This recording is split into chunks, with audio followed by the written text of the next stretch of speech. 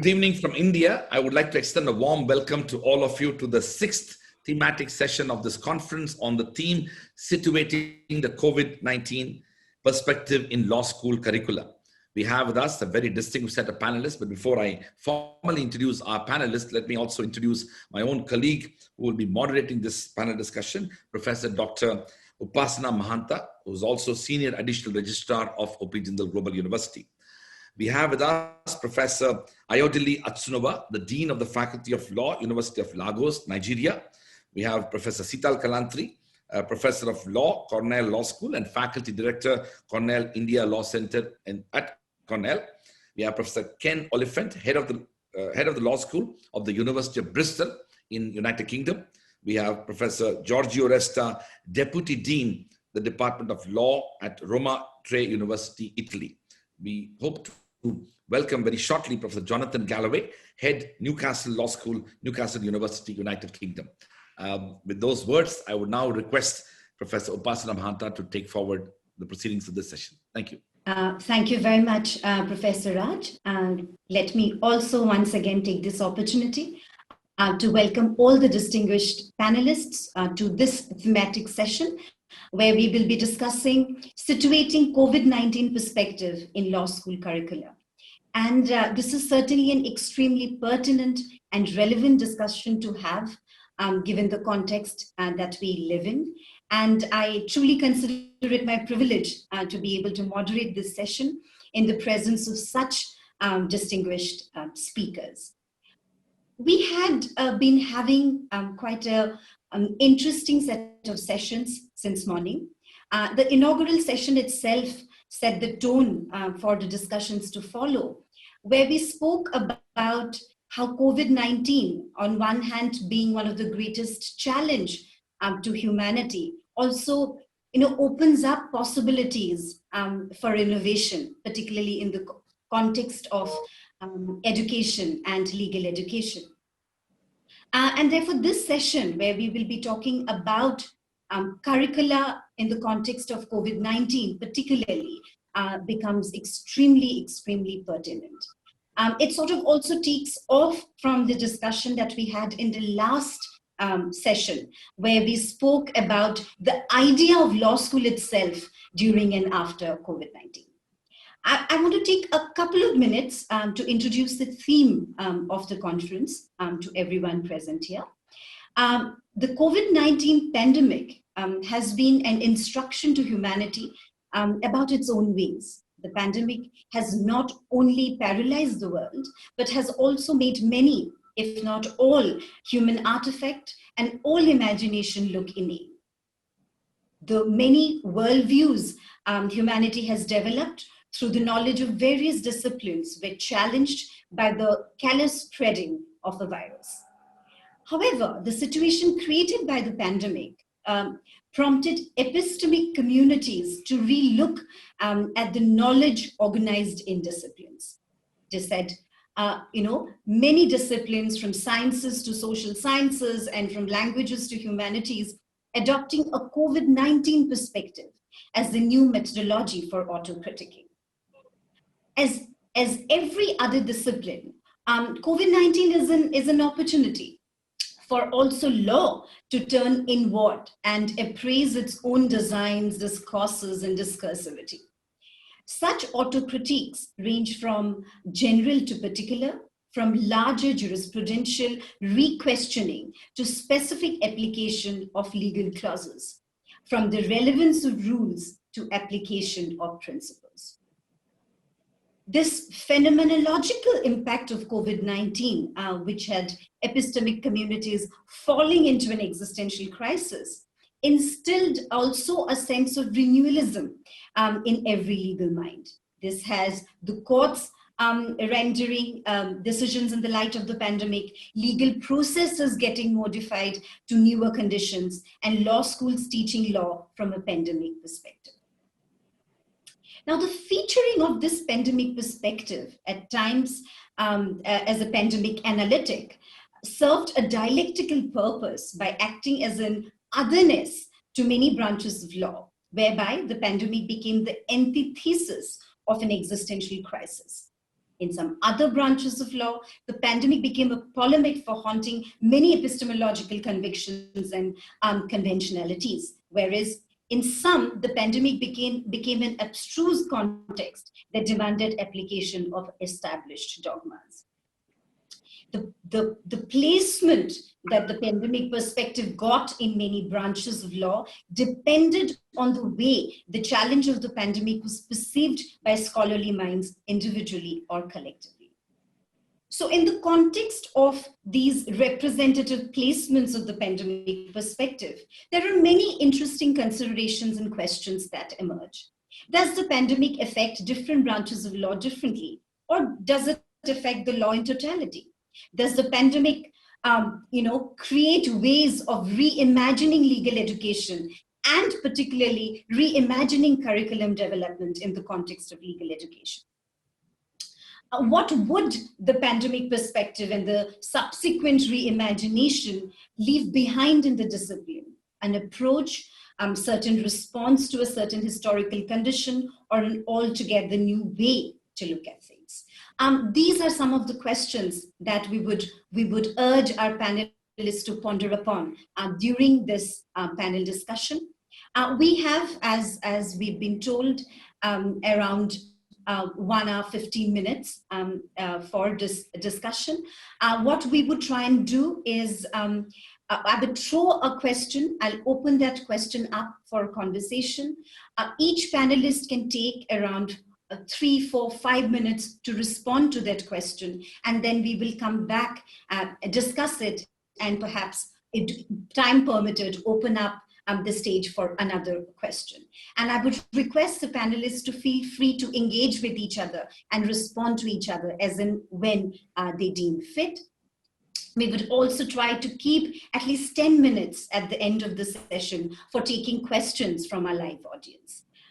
With that, I would like to open this panel discussion with the first question, which is, in what ways the pandemic has impacted your sensibilities as a member of the legal community generally, and particularly as an academic? What perspective has the pandemic provided you, influencing your thoughts and convictions? That's the first question with which we open up.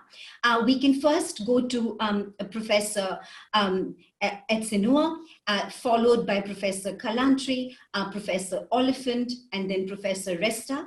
I'm waiting for Professor Galloway to join us, and as and when he joins us, he can also weigh in. I am here, so. You are here, so great to have you. Welcome, welcome, Professor Galloway. It's really a pleasure to have you with us today. So let us just then begin the conversation with Professor Atsenuwa. Please. Okay. Thank you very much.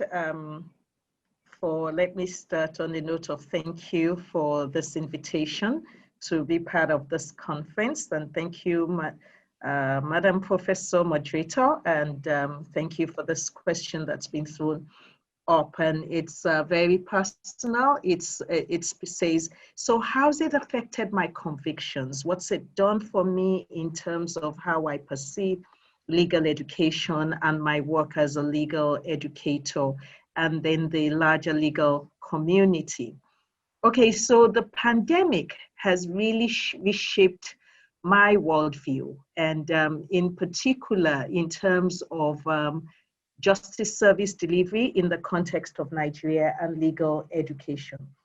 So hitherto we've had the traditional, let me start with legal education. Hitherto we have approached legal education using the traditional approach, which is basically a class with the lecturer as facilitator, lead, and it assumes that you will always have face-to-face contact with the students, and the students will always be able to be on campus to interact in tutorials, as well as be on campus to use the libraries. But then COVID suddenly turned things around, and it became clear that we cannot always assume that students will be physically available, or that lecturers and students will always be physically able to connect. And although initially it was a bit of a challenge, but of course there has been adaptation, and it's actually shown that it's access to education can be made a lot easier, even for students who are having challenges meeting the demands of face-to-face in-class participation in legal education by opening up the opportunity to participate online. And of course, that was a turning point for me. And the first thing I had to do was, first of all, engage in some retraining, to equip me for that. And it then started to show me that students can actually do a lot of learning, a lot more, not just a lot more learning, independently, and that the engagements can be less teacher focused. But in terms of conviction, I had always thought that legal education in the context of a developing country needed to be more responsive to the needs of vulnerable people, to the needs of professors, to the needs of poor people, to the needs of vulnerable people in general. And like never before, legal education, COVID showed that legal education needed to position law and legal education in such a way that we develop students who are able to use law to respond to the circumstances and the context of those who are disadvantaged and vulnerable in society. And I will just, for this round, I will just share a particular incident that happened in Nigeria and which was really a turning point for me. So the government got involved in distributing what is called COVID palliatives. And at some point in time, COVID palliatives were discovered in warehouses and they had not been delivered to the people. And there was some, what we would ordinarily describe as some rampage and some, stealing from these warehouses. And my colleagues and I engaged in the question of, is this about redistribution of wealth? Is the stealing the position of the defense of necessity, and is this the people redistributing wealth, and of course, it was it started to challenge the jurisprudence as we had always known it. And it was quite an interesting time, and these discussions have been ongoing. In another way, it looked at, it's caused us to ask the question, is there a clawback on human rights in the context of health? How much clawback is permissible on human rights in the context of health? The health concerns that COVID has introduced, the lockdowns, and the mandatory tests and all of those things. So the jurisprudence has really been challenged and it's been interesting. Thank you very much for sharing those thoughts. I think it is extremely insightful to start on that note. And then something that you said perhaps also sets the tone for taking the discussion forward as to how students can use law to respond to those who are vulnerable in society, and how can we think of then ways in which this can be made possible. With that, may I request Professor Kalantry to please weigh in on the conversation. Thank you, Professor Mahanta, and thank you, Vice Chancellor Raj Kumar, for organizing this. It's terrific to be in such a great panel and this great important conference. So I wanted to take as a starting point exactly where the conversation left off, and really for me, what the pandemic has shown from a social justice lens is how much inequality we have in our world, and how the pandemic has just caused it to grow. If you took a service level approach, you would think, well, everybody is in the same boat, everybody is suffering, everybody is vulnerable to the virus. But if you looked a little bit more narrowly and in depth, you would see actually there are some people who are economically benefiting, people who are in the stock market, people who are in certain industries they're doing very well, but then there are the poorest of the poor who don't have enough to eat, who have less to eat, who have lost their jobs, who don't have any opportunity.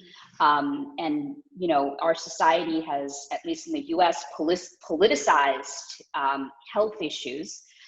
So one, even the health impacts are different on minorities and worse than on non-minorities, but the fact that people decide that they don't want to wear the mask because it's because they believe that there's no issues or problems. It's just, to me, all this shows the imminent need both for education and legal education, even at the lowest levels. I think we need a better education system so that people can independently evaluate facts based on their views, based on science, rather than anything else. And legal education is important to rectify all of these, to create cadres of lawyers and law students who can work on rectifying these social inequalities and empowering people to understand why they exist and how they exist in today's world. So to me, those issues have become even more urgent in today's world in light of the pandemic, the issues of inequality and justice. Well, certainly, I think that's thank you for those inputs, because the pandemic has not only facilitated or enhanced existing inequalities, but also sort of exposed the way our societies are structured in deeply hierarchical, unequal ways, whether it is in terms of wealth and income, or it is in terms of access to social justice. And that is a very important note to make, that what kind of role that law students play. And perhaps later we can add to this the question of legal education and curriculum design, and we will come to that in the next round. But what role can law students then play in this a deeply unequal world, to sort of talk about ideas of social justice? So thank you, Professor Kalantry, for that. Maybe now go to Professor Oliphant and ask him to weigh in on the conversation. I had the privilege of visiting the JGU Law School campus in November 18, and I said then that I'd be delighted to return. I didn't envisage it would be in precisely these circumstances. But meeting you virtually online is a good second best for actually being back on the campus. It's a fantastically exciting topic that you've chosen for our discussion today, and I'm honoured to be on the same panel as so many other distinguished guests. From a personal perspective, of course, everything that others have said already about the challenge resonates very strongly with me. It is a huge challenge that we face and that our students face. And we're facing it in conditions of extreme uncertainty as to the future direction of the pandemic, uncertainty as to the impact of the measures that we take or the measures that we decline to take to control the pandemic, uncertainty as the effectiveness of the vaccines whose trials have been publicized to great excitement in recent days and weeks. And that uncertainty is part of the challenge that we face, how to cope with it, how for our staff colleagues to cope with it, and how for our students to cope for it. And also the attendant anxieties are part of the challenge. And those anxieties are a very personal thing, and they vary from individual to individual. I think everybody feels anxiety, but of course some feel it to a much greater extent. So in coping with the challenge, we have to be sensitive to those individual concerns and provide people with the support that they need to address those anxieties, which in extreme cases can turn into significant well-being and mental health issues. The challenge is different from other global challenges that are facing us at this time, from climate change, from the regional challenge that we face in Europe of Brexit. And it's different from the legal education perspective because the impact of COVID-19 has to demand an immediate change in how we deliver our legal education. And that's not true of those other global challenges. And it's, as Upasana said in her introduction, it's been both a difficult challenge for us to address, but it's also been an opportunity. And we were determined in Bristol not just to adopt a policy of lift and shift, not just to translate what we were doing previously on campus into online format so that you'd have online lectures and online seminars or tutorials, but to take it as an opportunity to really think through from first principles again what we were doing. Because lift and shift is only going to produce a pale imitation, or a facsimile of what we would be doing in a normal year in the past. So it's an opportunity to ask, well, what are the learning outcomes that we really value, and to see how we can best deliver them in an environment where we're blending online digital technology with some residual on-campus experience of tuition. So it's been a practical challenge of that nature, but it's been an exciting opportunity for us as well. Well, certainly, Professor Oliphant, thank you very much. I think something that I take away from what you've just said, that the pandemic, of course, demands and immediate change in the way we deliver legal education. And, one would probably believe that this demand is something that is not a temporary demand. One would imagine at this point of time that perhaps the shift is more permanent. That the shift is perhaps not. So how would we look at legal education, for example, in a post-COVID world? Do we go back to doing things like we were doing before, or does it fundamentally shift the way we approach the very idea of legal education? And I think that is a question I would love the panelists at some point to respond to. May I now request Professor Resta to please give his remarks on the first question. Thank you so much. Thank you so much also for the invitation to this extraordinary conference. I'm very grateful personally and also on behalf of my department.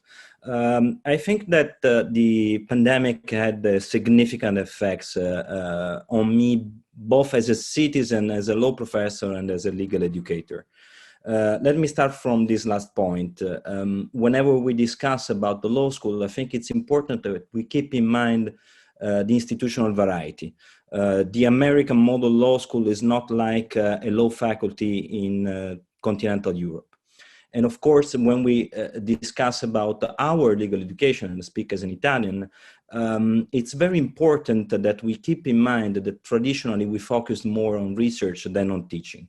And I think that the most important message that we keep from the pandemic is that we have to go back to the problem of pedagogy and to the problem of teaching, which it's not been sufficiently reflected upon by us as academic in the last decades, differently from other legal traditions and legal systems. For instance, we talk about dogmatic, we do not talk sufficiently about pedagogy.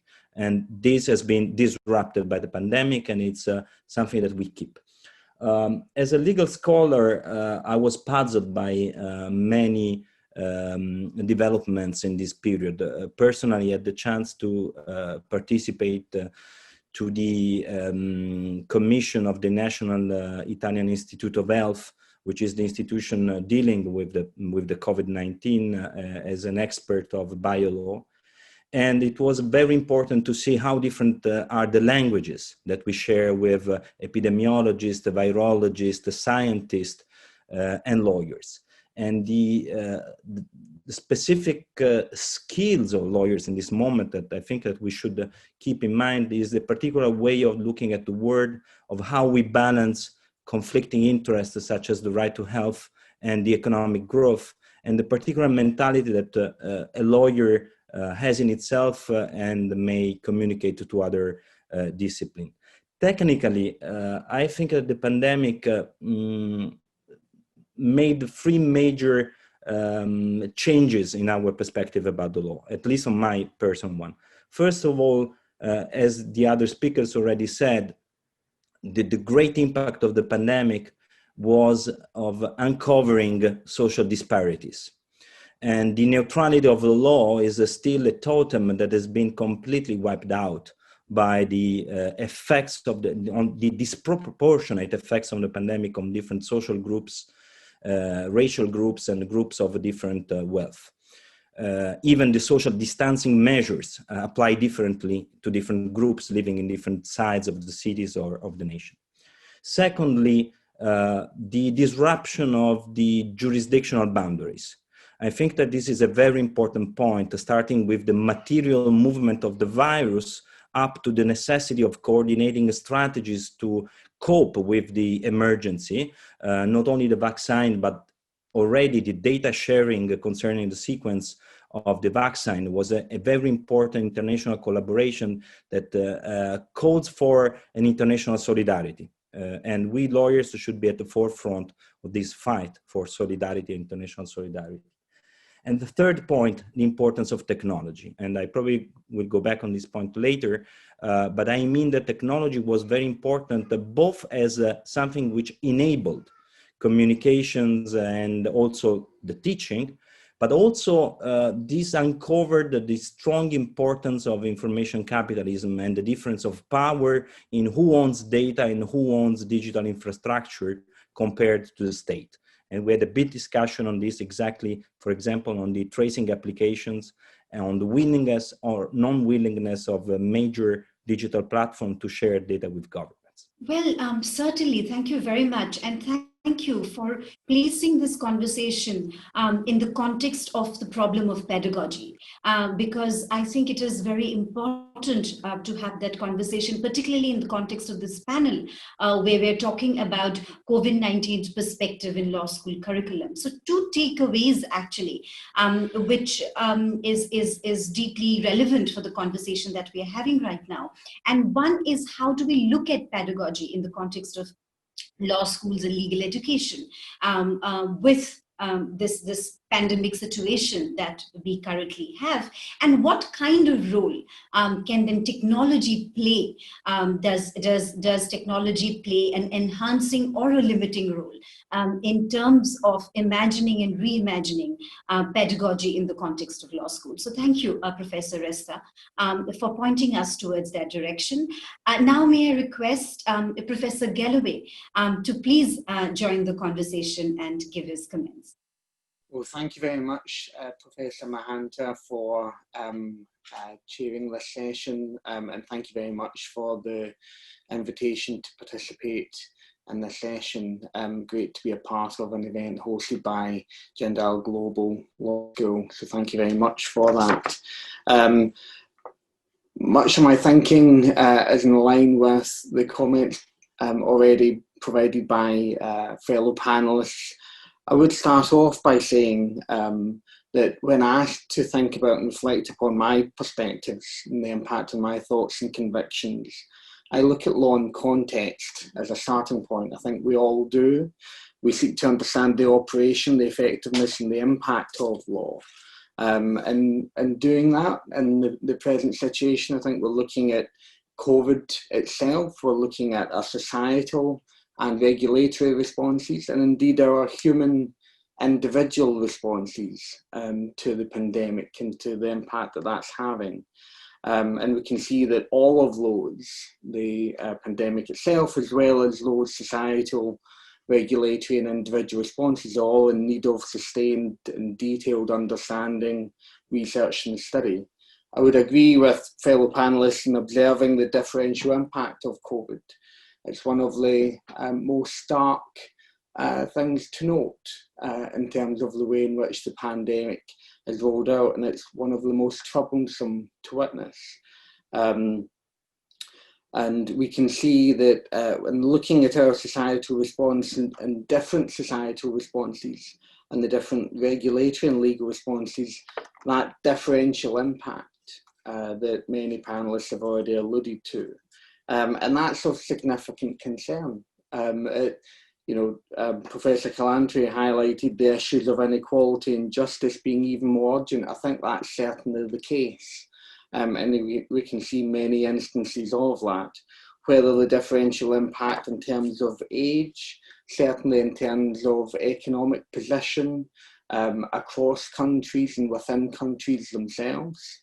And it's deeply, deeply troubling, and I think it's posing many challenges for our society moving forward. And we're not at the end of this yet, right? And so it will be one of the particular pressing urgent matters moving forward. And I also see the way in which this will play out within our university campus. Questions with regards to how testing and mass testing will work. And particularly, obviously, we're all thinking about how vaccines and the rollout of vaccines will work and the impact that that has upon society.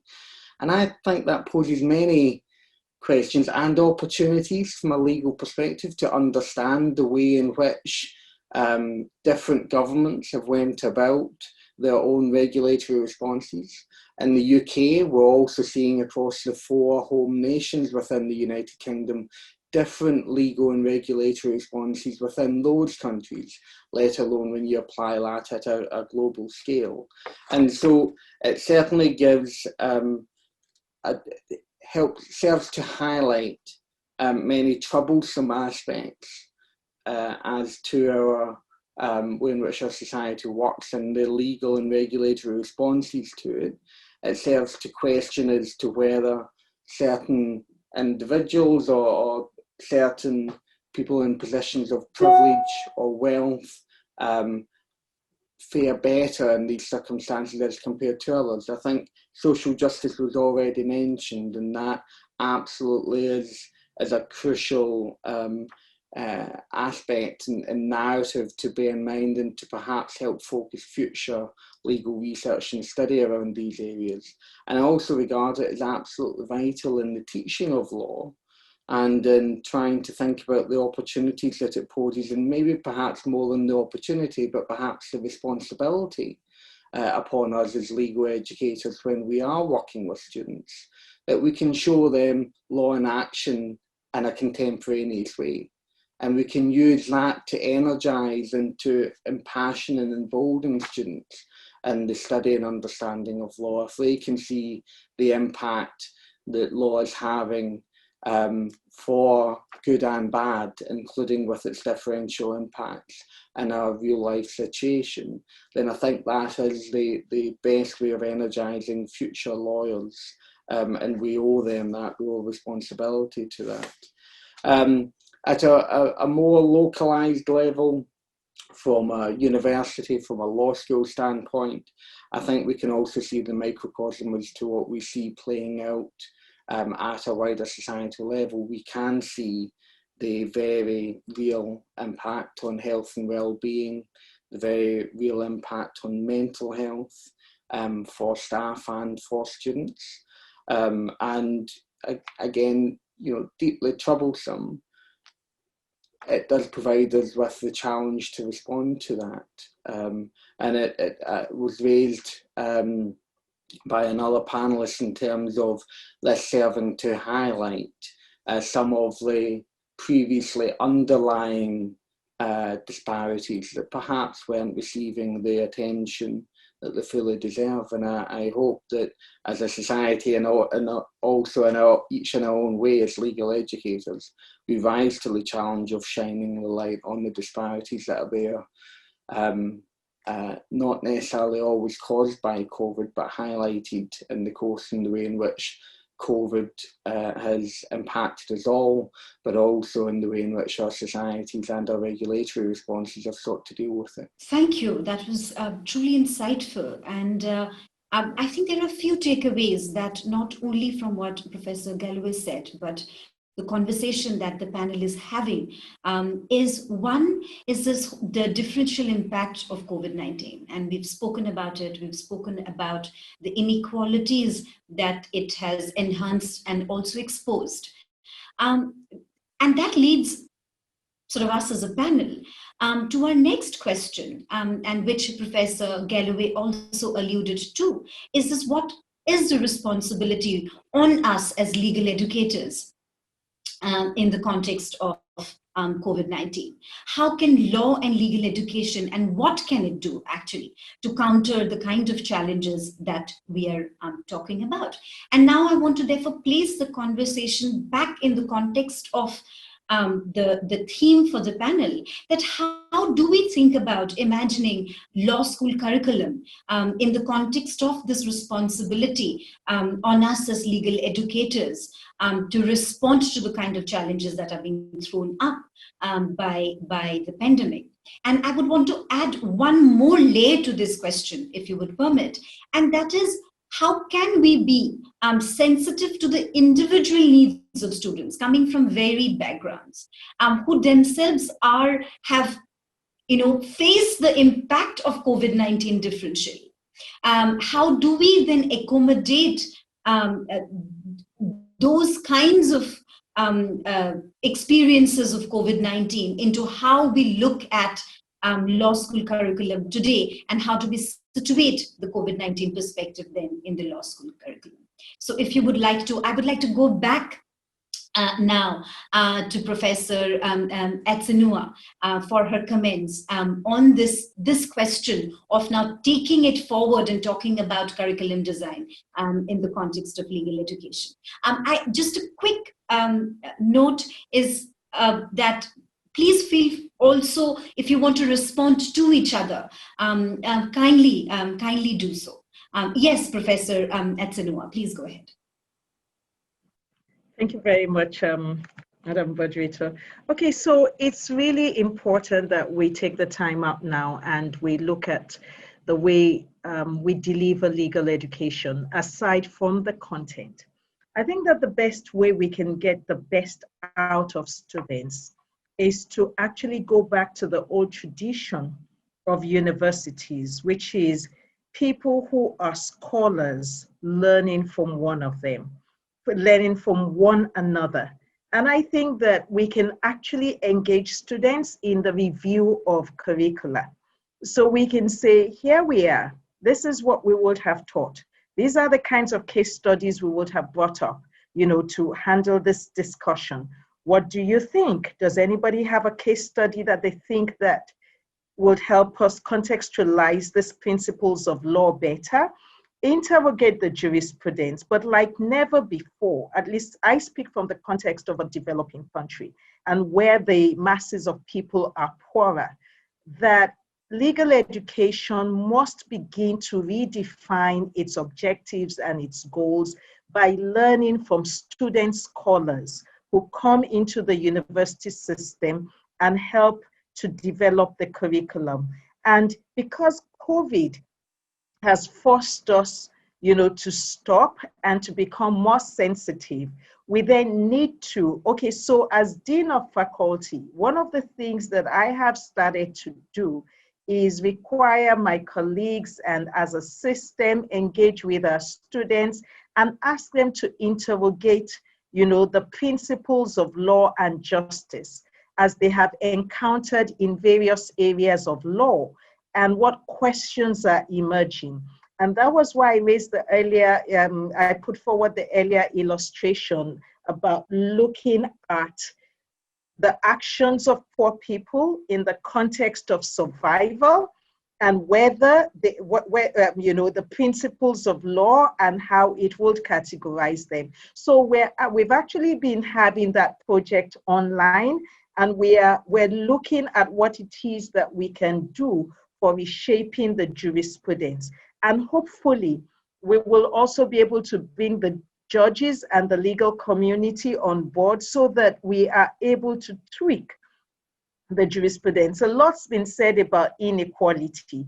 A lot's been said about, the other thing we've started to do is, during this period, we started to have interactions with colleagues in other faculties. We call it law and other disciplines.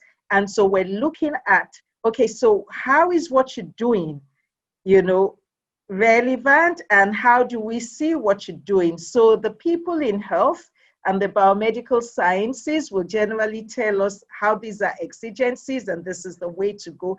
And we come from the jurisprudence and we just have these interactions. So there is no doubt it's important that we begin to revisit the curriculum and in particular allow our students to participate in that process of redefining the curriculum. But beyond the curriculum, there's also the pedagogy aspect, which has been quite a number of us have spoken to that. The how do we do it? Again, it's about going back to what scholarship university scholarship was initially conceptualized to be, which is an environment where people with thoughts would come together more as equal partners and not in the hierarchical way that has overly developed, in the past, over the last few years. So we're looking at the how, and now we are finding that we're more seminar-centered, student group work-centered, and of course, we're looking to strengthen our student clinics. We actually have quite a number of that. So we're looking to strengthen student clinics and use that, in terms of like taking legal education out of the formal. We want to do legal education in such a way that our students also learn, not just from their personal experiences, but by being out in the field, rendering legal services and coming back then to interrogate law and jurisprudence as we have it in the text and as we deliver it formally. So maybe I'll just let my colleagues add to that and I can come back with some thoughts I have. Well, thank you. I think that's a very interesting, thank you. It's an interesting point to start the conversation from. And what, Professor, you're suggesting, that engaging students in curriculum design, to learn from student scholars, as you have put it, you talked about student clinics and group work. And I think this is an interesting starting point to the conversation, and I would be really, really interested in hearing what other panelists present here would have to talk about, this curriculum design and engaging students in designing curriculums. May I now go to Professor Kalantry and hear her thoughts on this? Yes, thank you. So I'll talk about at least two things. One is pedagogy and how we need to imagine it differently going forward. And also I want to talk about technology and how we can incorporate the lessons of the pandemic into our teaching in the future. So in terms of this is the nexus between pedagogy and inequality. I believe that at least in the US law school classrooms, we have required courses in the first year from contracts to constitutional law to torts. And those classes typically don't have an element of equality or justice embedded in them. And I think that needs to change. It's race neutral, gender neutral. It's taught in a way that suggests that we are living in an equal world. So when I teach the first year course of contracts, I look at the case books and I see that it's a case method, as many of you know, Socratic method.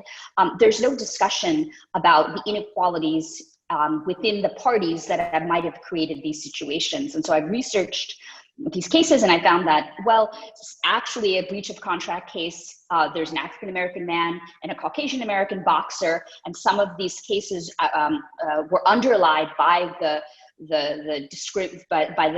racism, because a boxer didn't want to fight another boxer because they didn't want an African-American to have the title.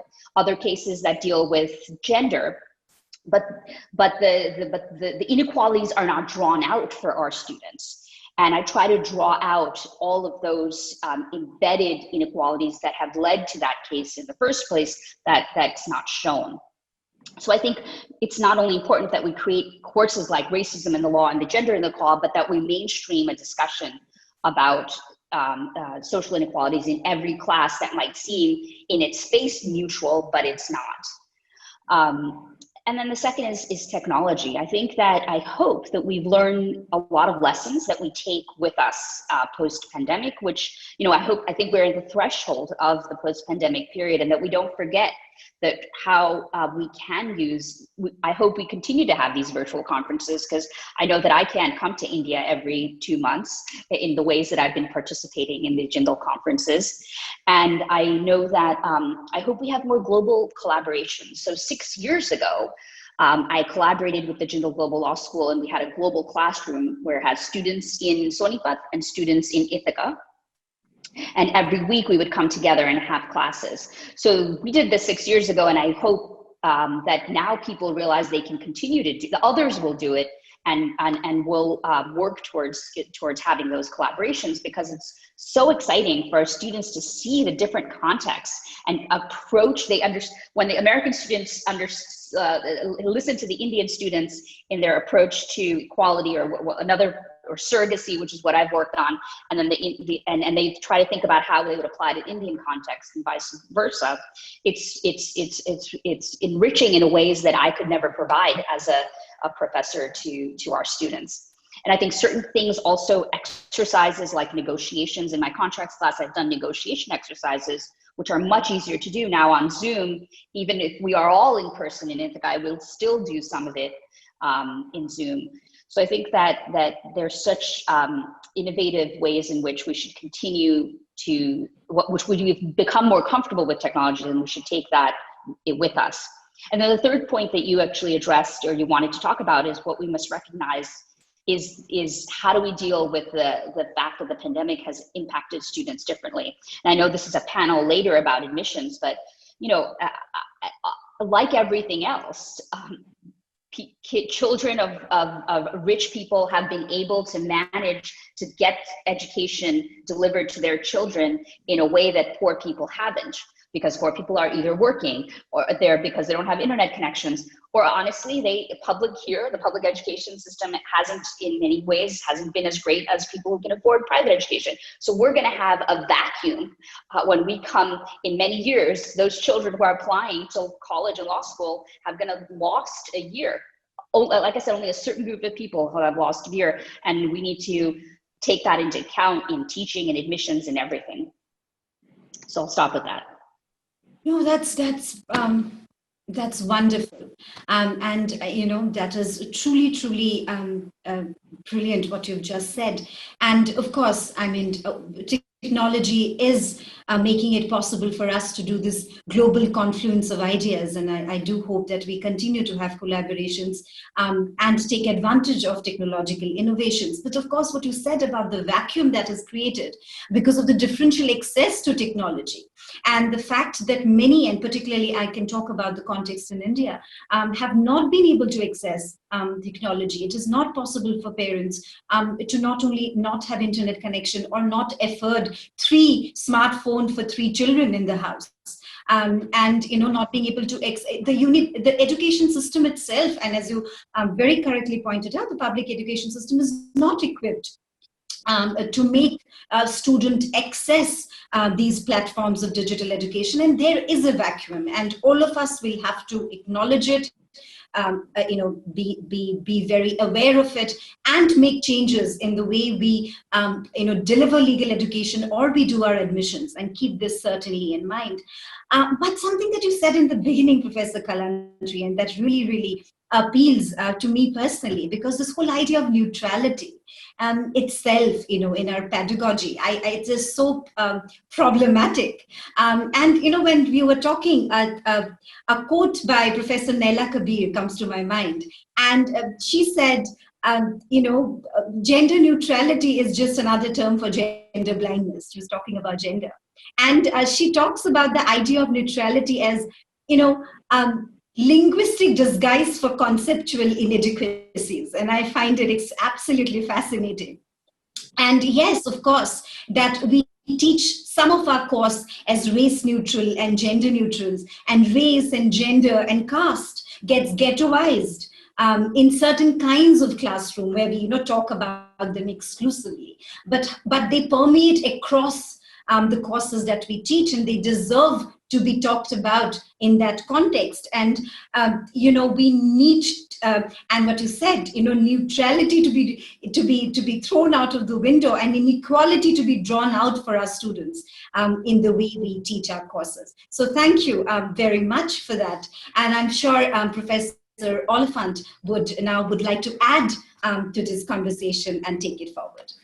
Yeah, absolutely. I think it's a fascinating conversation. And before I come and look at that question of neutrality, I just want to riff off what you were just saying just now, Upasana, and what Professor Kalantry was saying about the differential impacts of COVID, not just on society generally, but more specifically on education. And Professor Kalantry mentioned the differential impact upon university admissions. I'd just like to take that a step further and point to the impact it has in terms of educational inequality in the delivery of our own curricula. And that's something that we have to be very alive to as we adapt to this, the blended learning environment in which I think we all find ourselves. So, you know, COVID's impacted on students who don't have the internet access. It's impacted upon our students who maybe have had to support themselves through part-time jobs in the hospitality sector, in pubs, bars, or restaurants, which are no longer available to them. They've been laid off. They can't rely upon that income, and that impacts upon their ability to provide themselves with the technological kit that they need to participate to the full in this educational environment, and the books and other resources that they may wish to have as well. And there's also the impact that students from poorer backgrounds who maybe live in smaller accommodation, more cramped, are really struggle to engage in the online delivery of our classes. And they struggle because there may be a lot of background noise. They may be unable to find a room where they can work on their own. And that leads them to do things like not turning their cameras on, sometimes not even turning their microphones on in class. And that really impacts negatively upon their ability to engage in our academic community and deprives them of opportunities that are available to others.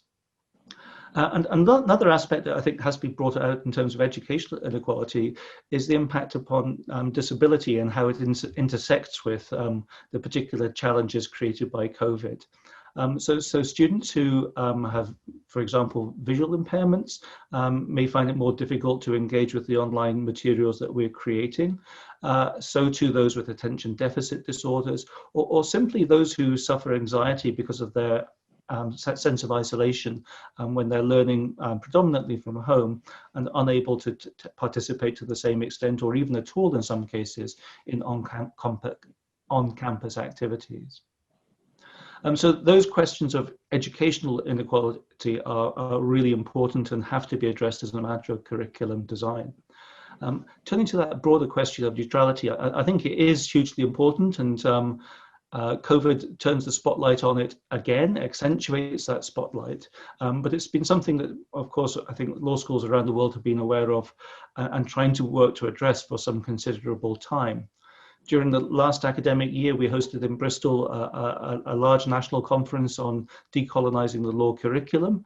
And we've subsequently had work done by a decolonization working group and others to try and highlight the way in which those apparently neutral concepts, appeals to justice, actually embed so many differential impacts upon currently disadvantaged groups. I'm a scholar of the law of tort, that's my expert field, and it's a first year unit, and of course it lends itself very well to that sort of analysis because you have this idea of the reasonable person, the reasonable man as it was traditionally put, which runs through as the sort of golden thread that unites so much of the law of tort. And it's very easy to subject that to critical analysis and ask, well, who is this reasonable person that we're invoking, and what sort of value judgments are we making when we invoke that? And I see it in other first year units as well, even parts of the mainstream curriculum like criminal law, where I was reading a judgment that one of my colleagues wrote for the Feminist Judgment Project on one of the cases of manslaughter that the students were reading just in their first few weeks of legal study. And I think I agree with the sentiment that it's really important to introduce students at an early stage to these critical perspectives to make sure that they problematize these appeals to apparently neutral justice from a very early stage of their legal education. Yes, certainly. Thank you very much. And I think, going forward, one more strength of thought that we add to this conversation, of course, one is bringing in critical perspectives in the way we design and deliver our courses, but also the kind of impact it has on various individual contexts from where students come from, and one of them being a disability. With that, may I request Professor Resta to please weigh in on this conversation. Thank you. I would like to go back for a second to what Professor Oliphant was saying just 2 minutes before. And namely, I have the impression that it will be important to be conscious of the fact that COVID-19 has simply accelerated the pace of changes that were already ongoing. Social, the growth of inequalities globally is something that was already there. Technological change, the digitalization of legal education and also of legal professions was something, I may quote Richard Susskind, The Future of Lawyers and the similar literature, was something already ongoing, but simply with COVID, all of this exploded dramatically in the hand of educators and law schools. So how to react to all of this rationally? Personally, I think that I'm completely sympathetic with what I heard until now, and the very idea of a decolonization of a law school is something that we should retain. Decolonizing from whom and from what? Decolonization from the market, decolonization from the ideology of the rankings that is attracting funding and scholars and creating a market for something that should not be a commodity, that is education. Decolonization from professionalization, because the law school, at least in countries in which law schools are not accredited by the Bar Association, is something which should form virtuous citizens and not only legal professionals. For example, in my own country, graduates in the law school go to legal professions like judges, lawyers, and notaries only for the proportion of 15 to 20%. Most of the graduates go to work for a public administration, for non-profit organization, and we should be conscious that we should be deliver legal education for people who want to behave responsibly in society and who want to discover the importance of law as a way of social ordering based on the interpersonal respect. So resisting the colonization from the professionalization of the law, and also resisting the colonization from the technological dominance. Technology, as I said before, is enabling, but we should be also very conscious that technology, and in particular artificial intelligence, replicates the inequalities and disparities in society. And in particular, as we move towards a system of artificial decision-making and automated decision-making, even in the court legal processes. In Beijing, they launched the first virtual judge last year.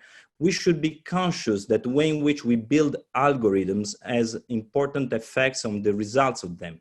So lawyers should be conscious that even technology should be constructed in a way that is human rights compliant. And we should be ready to teach this new phenomena and new challenges to our students. And I personally think that we should do this by not simply by adding new topics to the curriculum, which would be simply realistic in many cases, but adding a new perspective, as the first speaker was saying, adding a critical thinking, teaching that the law is not simply an artifact of the nation state that has to be known and applied, but that the legal solution is something that should be gained through interpersonal respect, dialogue, and we should rediscover the importance of a student as one side of normativity within the law school. I would like to finish by quoting Tony Croman, the great American scholar, who was writing a few years ago a book by saying that the universities and colleges have lost the meaning of life. And law school should prepare the student to rediscover the meaning of life and can be also learned by reading the books and by discussing in a interpersonal, respectful environment. Thank you, Professor. Thank you very much, Professor Resta. Certainly, law school should be, and I think any kind of institution of higher education should be a place where the students can rediscover the meaning of life. And I find it very interesting, your thoughts on decolonization of the law school. That is an idea that I think many of us would be willing to rally behind. But it is also interesting, these two sorts of approaches that emerge when we talk about COVID-19 and technology and illegal education. One is this, where we're looking at technology and technological enhancements as an opportunity. And on the other hand, we're also cautious of not wanting to fall into the trappings of technology and not let technology colonize us. And I think that's a very, very interesting thought. And it would be wonderful at this point of time to go to Professor Galloway and hear his thoughts on this conversation. Thank you very much. I'll try to pick it up there if I can.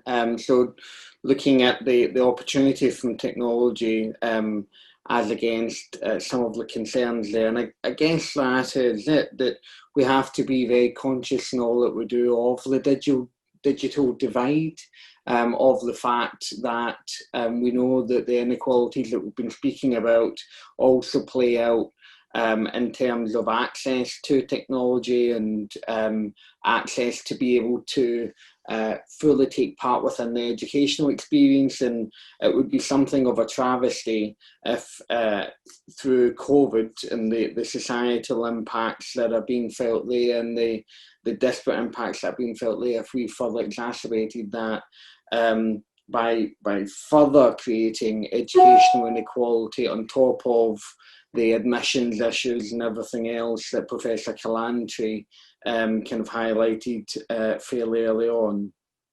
We have tried to close that gap to the extent to which it's possible by working as closely as we can with our student bodies. I'm sure we all have been, and I'd maybe bring that back round, if I may, to Professor Atsenuwa's initial comments in terms of involving students in the design of the curriculum, because we have tried to, where possible, both with regards to over the summer in advance of the start of the UK academic year and thinking about elective module availability, also in thinking about planning ahead to the delivery mechanism and what purpose any on-campus activity would serve. We have tried to work really quite closely with our student body so far as it's feasible to be able to do so, in the hope of achieving a couple of things. One, because there's so much of what's going on at the moment that is out of our control. We also know that there's a major stress and anxiety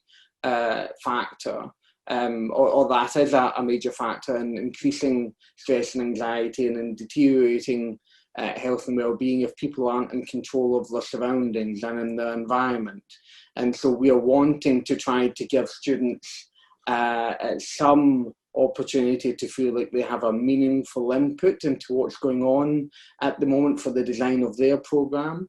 As I say, there's so much that we're not in control of, and certainly myself as a head of school in the UK, it's a very heavily regulated higher education sector at the moment, and government policy helps push universities in a particular direction. So we have tight parameters as to what's ultimately available that we can control, but where something is within our gift, where we do have elements of discretion, where we do have elements of being able to go down this path alternatively, doing it that way, we're trying to work with students to do that and trying to just be transparent and open with them, again, to the extent possible, so that they can appreciate what's going on and through the reps and imperfect systems and processes, but so that they can impact on, so that they can have a say over their environment.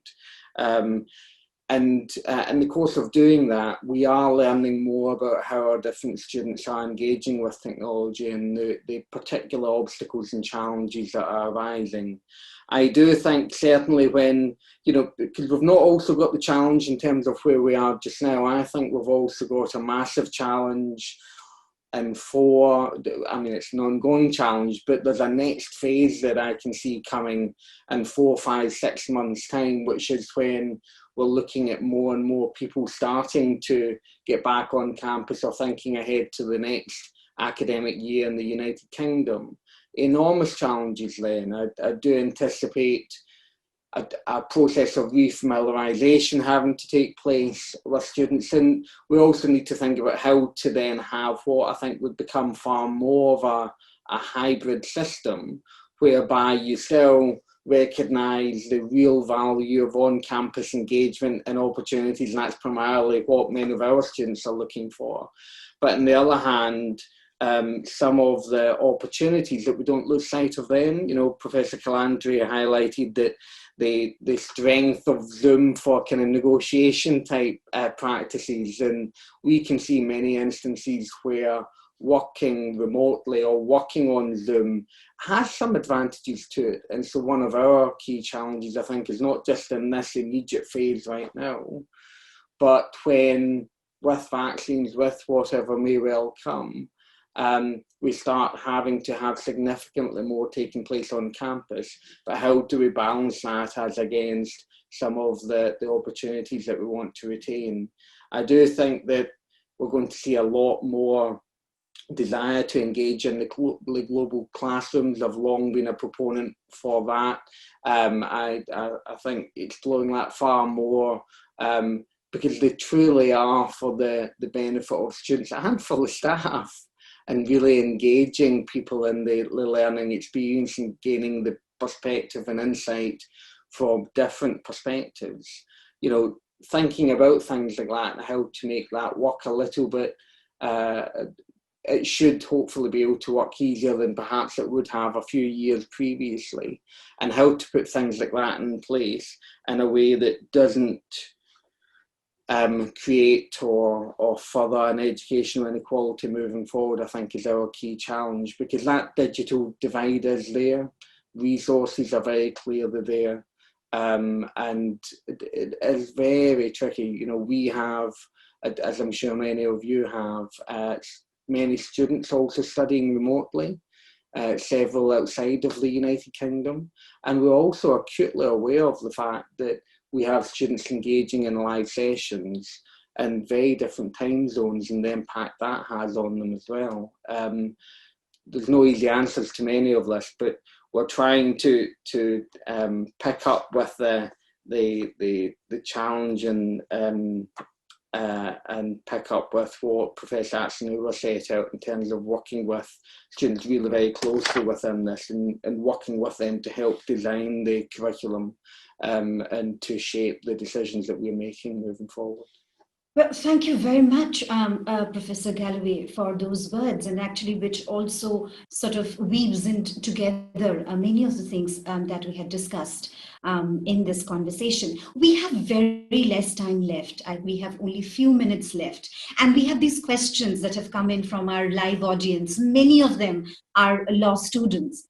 And I want to take just one question. Actually, I'm clubbing two questions together. And if all of you, I will read the questions out. And if all of you could take just 1 minute each to respond to that, I think that would be a good way to end this session. So this is a question from students in our live audience that says, as education system or legal education system rely heavily on traditional sources and other interactive methodologies such as court visits, learning court proceedings, ADR, ODR training. Now students are relying on online material for all these kinds of training. So how far online education can be useful and effectively replace such traditional methods of learning? And will this type of learning be sufficient to meet student requirements? And a related question is that law schools often rely upon voluminous tomes that can no longer be easily accessed online, despite rapid digitization. In the absence of hard copy resources, what material can faculty use to teach the letter of the law? Will this material suffice, or should law schools make permanent shift to interactive self-learning course material? And clubbing two questions together, I would request all panelists to take a minute or less, if possible, to respond to this. We would start with Professor Atsenuwa. Okay, this has to be quick, but I think that the answers to those questions have actually come in the course of our interactions, which is basically that we're going to just have to learn to do things slightly differently. We're not going to drop off everything that we have been doing because they have their value, because they have their strengths.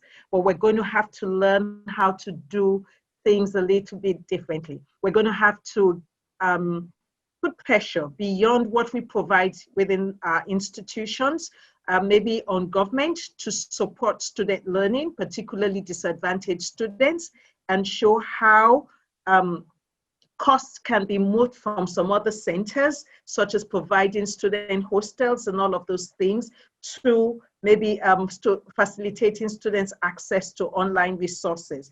I think that what COVID basically has taught us is that things we thought were unimaginable and could not work can actually work. So I am not afraid for the future.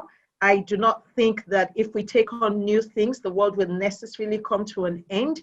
I think that we're just going to learn, and we are going to be able to shape the future as it unfolds. But I think that clearly we're going to have to take on some of the new. We're going to have to rely heavily on IT. Thank you. Thank you. Professor Kalantry, I'm just moving quickly now. Professor Kalantry. Yes. Yeah, hi. So I'm a proponent of technology. I'm also faculty director of online education at Cornell. So what I wanted to talk about, I of course I think there's a value to in-person, and we'll never necessarily replace that. But let me distinguish in terms of online asynchronous versus synchronous. So I've been working on a master's program which is fully asynchronous. So professors have videotaped their lectures. And I think that is something that I hope will be more accepted in the future. It's wonderful for professional students who have a job and they want to work on their own time and their own pace. It's also wonderful to give a Cornell education to people all around the world who can't come to Ithaca. But I don't think that that education is viable in the first year classroom, which is where there's a dialogue between the student and the professor. And that, if we're going to have that online, that absolutely must be synchronous in the way we're synchronous. So, just to say how technology might work in the future, I think you have to think about it for different groups of people and different types of education. Thank you, Professor Kalantry. I will quickly go to Professor Resta.